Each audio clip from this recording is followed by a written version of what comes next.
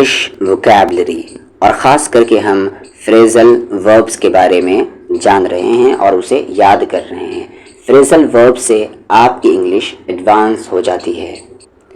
आज के इस वीडियो में हम कुछ फ्रेज़ल वर्ब्स को देखेंगे और पहले मैं आपको बता देता हूँ कि ये ज़रा सा मुश्किल होगा अगर आप बेसिक लेवल पर हैं तो, और मैं इसमें एग्जाम्पल्स भी कुछ हार्ड ही दूंगा।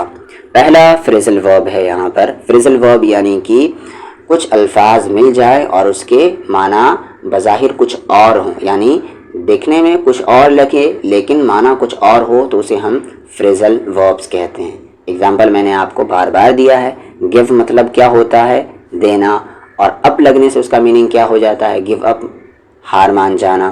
तो बज़ाहिर कुछ और, देखने में उसका माना कुछ और लग रहा है लेकिन उसका मीनिंग है कुछ और, उसी को हम क्या कहते हैं? Phrasal verbs. यहाँ पर पहला फ्रेज़ल वर्ब है कास्ट द इविल आई। इसे आप द नहीं पढ़ेंगे, दी पढ़ेंगे, क्योंकि आगे यहाँ पर वाउल साउंड है, ई साउंड है, इसीलिए द को दी पढ़ेंगे। जैसे आप द एंड नहीं कहते हैं, आप दी एंड कहते हैं। तो कास्ट दी इविल आई, या इसके लिए एक और शब्द है catch the evil I. Meaning होता है इसका नज़र लगाना, बुरी नज़र लगाना। ठीक है, खास करके ये बुरी नज़र लगाने को हम क्या कहते हैं? कास्ट दी इविल आई या कैच दी इविल आई। पहला एग्जाम्पल देखें यहाँ पर। She believed that her neighbour cast the evil eye on her new car, causing it to break down. She believed, उसने यकीन किया, that के हर नेबर उसके पड़ोसी ने, cast the evil eye नजर बद यानी कि बुरी नज़र डाली, on her new car उसके नए कार पर, causing it to break down जिसकी वजह से वो खराब हो गई।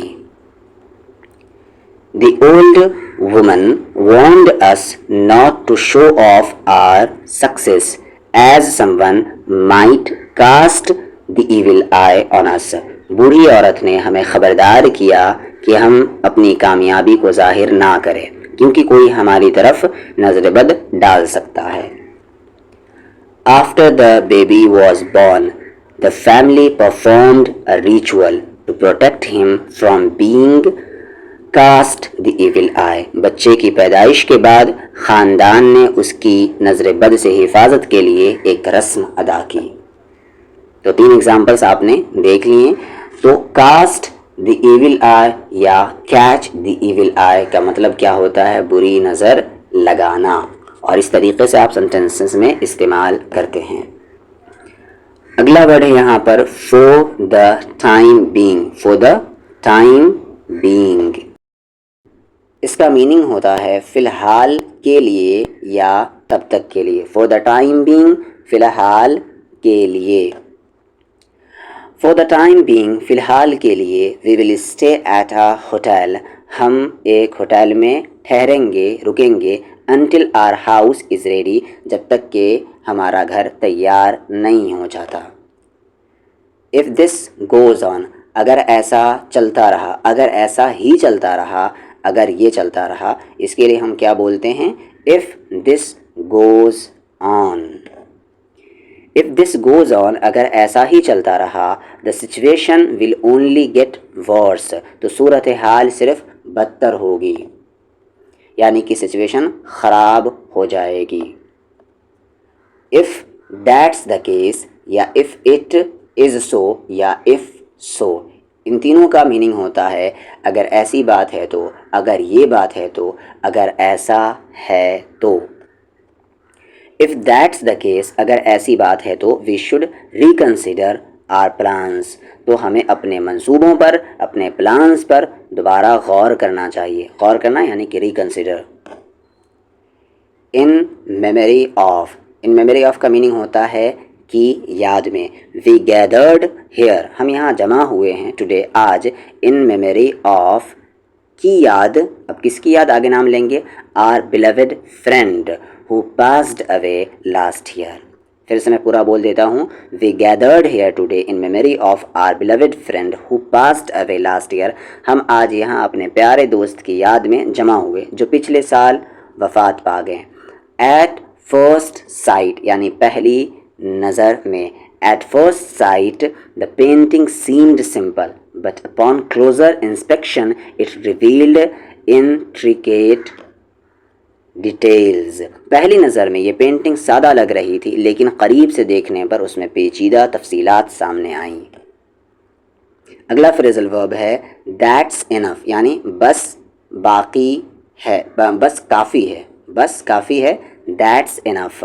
After discussing the issue for an hour.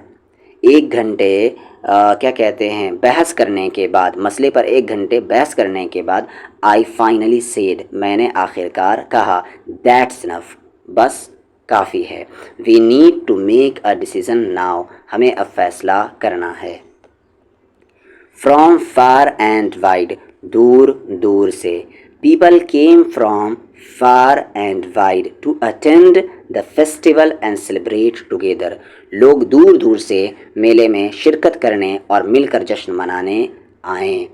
On behalf of यानी की ओर से, की तरफ से.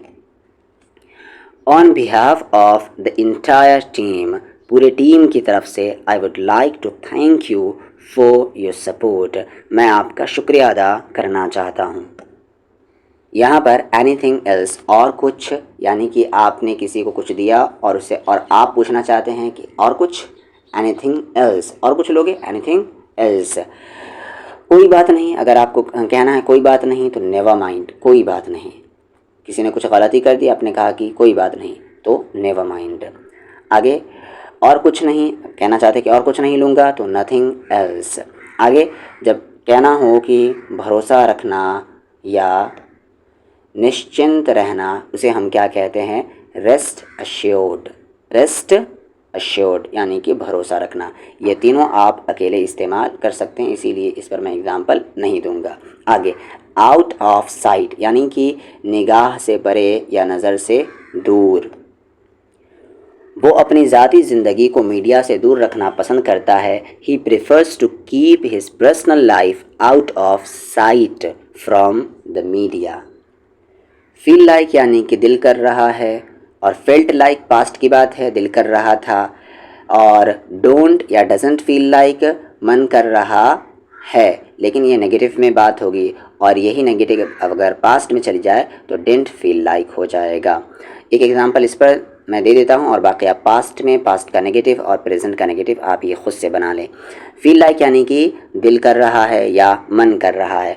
आफ्टर दैट लॉन्ग मीटिंग उस तवील मीटिंग के बाद. आई फील लाइक मेरा मन कर रहा है टेकिंग अ नैप ज़रा सा सोने का.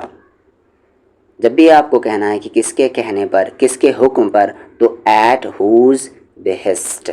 और अगर उसका नाम लेना है तो यहाँ पर उसका आप नाम ले सकते हैं. ठीक है, तो एट हुज बेहेस्ट किसके कहने पर. एग्जाम्पल एक देखें. तहकीकात यानी कि रिसर्च. तहकीकात किसके हुक्म पर शुरू की गई थी और नतायज क्या थे. The investigation was launched at whose behest. Investigation किसके कहने पर यानी तहकीकात किसके हुक्म पर शुरू की गई थी. And what were the findings और नतायज क्या थे. या आप एट हुज बेहेस्ट की जगह एट द बेहेस्ट ऑफ भी कह सकते हैं. आगे यहाँ पर जैसे कुछ नाम ले लें और इस पर आप ख़ुद एग्जाम्पल बनाएं. यहाँ पर एट योर बेहेस्ट यानी कि तुम्हारे कहने पर, और इसको आप इस तरीके से भी कह सकते हैं at the behest of you. At his behest उसके कहने पर, या at the behest of him उसके कहने पर. एट माई बेहेस्ट मेरे कहने पर, या आप इसे दूसरे तरीके से at the behest of me यानी कि मेरे कहने पर.